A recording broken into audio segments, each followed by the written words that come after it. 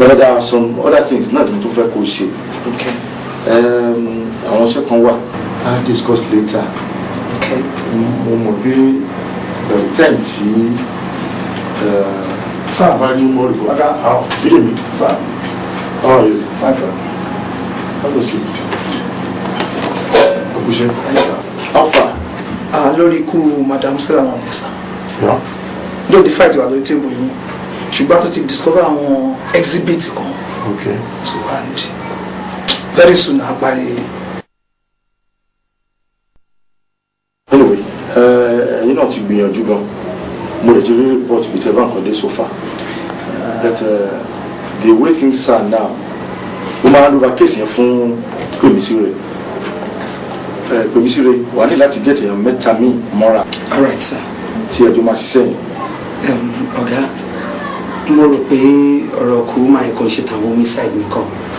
Bẹ́ẹ̀ àtúrí robbery tó nílẹ̀ ṣe. No. The issue is beyond that. Okay, sir. Already try gan. Report wọn ti débi. The more information to support tún wà on my brief. All right, sir. Then you want over every other thing to bow away to you. Get on metal. No problem, sir. Fight was on the table, ọ̀gá. Okay. But àwọn exhibit as a discover bẹ́ẹ̀ kí wọ́n kó fún office. My wife's office. Assignment me what you must say. Okay, sir. I'm going to give you that. Okay, sir. Ṣe láti ṣe lórí. Okay, sir. Ibi tó náà bá iṣẹ́ ti àwọn ọmọ ní court yẹn dé àwọn ní ẹgbẹ́ òkùnkùn. So far so good ni. Okay, sir. Any problem. So méjèèjì náà mo wish ní success. Agbọ́dọ̀ mọ àwọn àtàwọn olùpa ọmọ ẹ̀.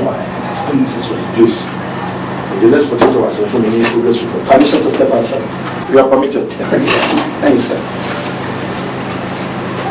Can you any opportunity pé kí ọ̀pọ̀lọpọ̀ àwọn officers wà lè máa ṣiṣẹ́ báyìí? Any problem. Anyway, I'm a guy. Uncle Yana. Mo pa fún mi ní bí ìṣẹ́jú méjì torí ó yẹ kí n lè kó àwọn document afẹ́ lò náà náà dání. Wo ẹ tí wọ́n ṣe fún mi jùlọ náà. Ọ̀dà ṣebí tí a ń lọ ẹ̀gẹ́ náà ṣé wọn náà ní benefit ń bẹ? Lóòótọ́ ni ẹ̀gbọ́n mọ̀ pé máa benefit mi bọ̀ ẹja lọ ẹṣin kíá náà. Dúró dè mí ta ẹ̀ múra bí òun fẹ́ ẹṣin mú kíá. àwọn document kan. Bẹ́ẹ̀ máa ṣe fi obìnrin. Bàbá àgbà wọlé. Ọ̀gá ẹ lálejò ẹ mọ̀ bọ̀.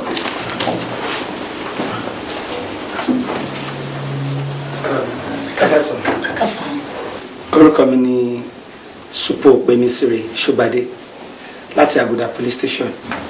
Ìwé ìdánimọ̀ mi. Ẹ̀ẹ́dẹ́gbẹ̀jì mi. Ó kọ́ tèmi ní Inspector Wide. A fẹ́ invite yín wá sí àgọ́ wa. Fọ́kìn àgọ́ yín bí báwo?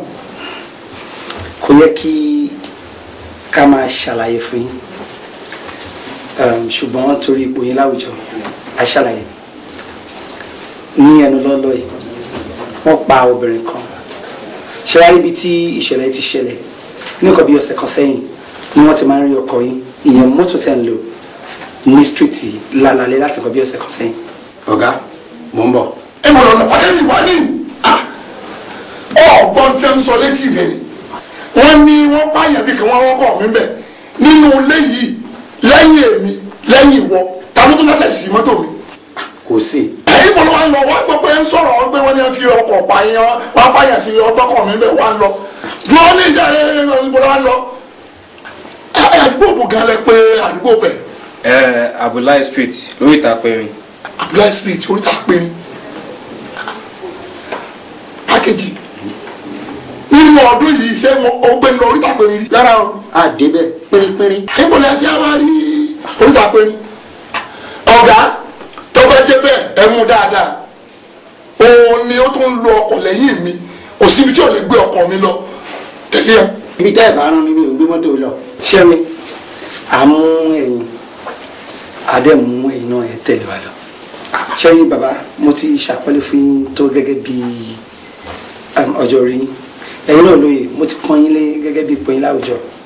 But mi ní fẹ́ kẹ́ jẹ́ kí a ṣiṣẹ́ wa bá ṣe máa ń ṣe nítorí ẹ̀ máa fẹ́ kí ẹ tẹ̀lé wa ní ìrọ̀rùsẹ̀.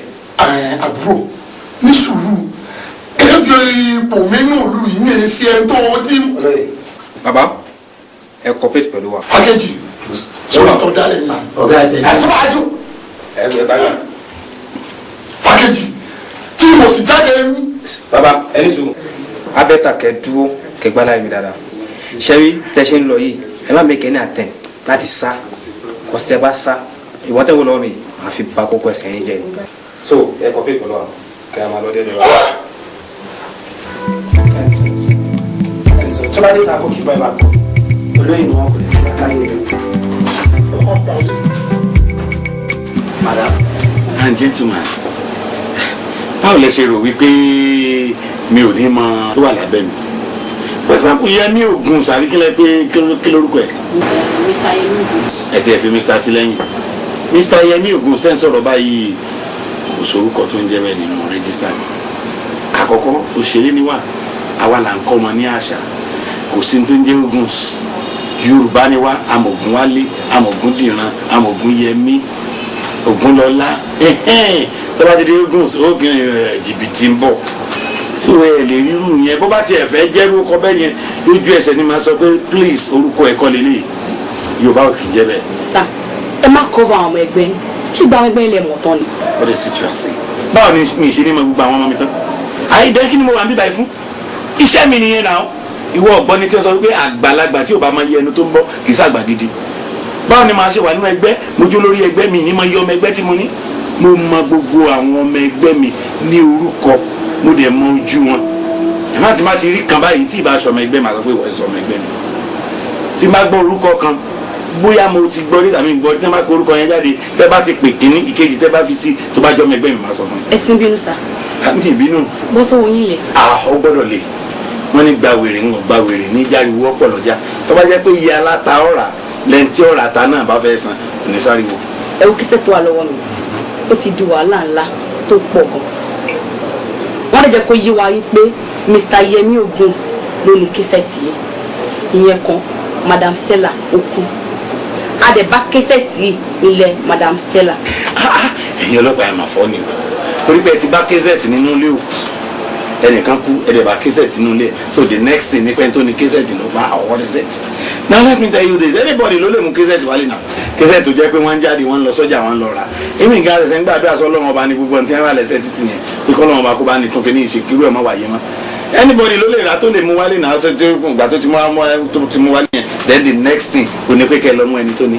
Sir, this is preview copy. Preview copy. tí mo dẹ̀ mọ̀ wípé kò sí ẹnikẹ́ni tó ní access láti lọ àtọ̀ sẹ́ni tó ní kẹ́sẹ̀tì. Preview copy. Yeah. Pé wọ́n ti release eléyìí síta. àtọ̀. Well, at the same time yóò mí pé ẹni tó wà ń bẹ tó kópa ń bẹ tàbí ẹni tó ṣe lórí problem yìí tó lè bá wọlé tàbí wọ studio tó bá jí kíní yìí gan. kò síbi tá a lè gbọ́ report ó lè jà. Ká ní ẹ tiẹ̀ gbọ́ àbẹ́nìkan kan ò lodge complain ó lè jà báwo ni ìyẹn ṣe wá kan ọmọ ẹgbẹ́ mi. àwọn ọmọ ẹgbẹ́ yìí ni sà. ẹ máa pé èyí ẹ̀sùn tẹ́ fi kan àwọn ọmọ ẹgbẹ́ mi yẹn ẹ máa pẹ́sùn burúkú ni. Look, what exactly ni problem tó ṣẹlẹ̀ gangan. ẹ wo kíṣẹ́ tó wà lọ́wọ́ mi là ó sì di wàhálà ńlá tó pọ̀ gan.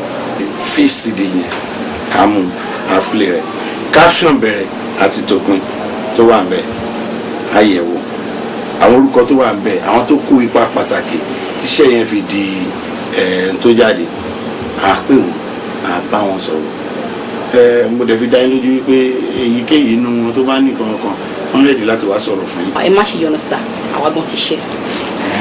bẹ́ẹ̀ sà. ẹ ti ní list.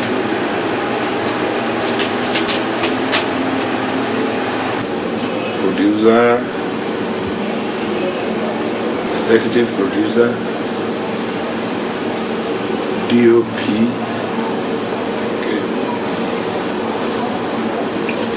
Okay. Ṣẹ́rí ṣẹ́ wa lẹ́ṣẹ̀ ń wòye. State kan níbí báyìí. Àtúní state mi ìjọba bí kọ̀ọ̀kan.